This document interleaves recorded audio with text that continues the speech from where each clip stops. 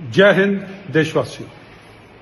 आज जब भारतवर्ष ने ये प्रण किया कि हम अपनी भूमि पर आतंकवाद को बर्दाश्त नहीं करेंगे और ऑपरेशन सिंदूर के तहत पाकिस्तान में आतंकी ठिकानों को निशाना बनाया और फिर पाकिस्तान द्वारा लड़ाई को बढ़ावा देने के बाद उनके एयर बेसिस को बर्बाद किया। इस वक्त मैं वर्दी में नहीं हूं, लेकिन दिल से मैं आज भी भारतवर्ष का एक सच्चा सिपाही हूं।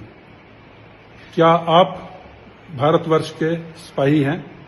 आप कुछ भी कार्य कर रहे हो, आप कहीं पर भी हों, देश का सैनिक होने के लिए वर्दी पहनना जरूरी नहीं है।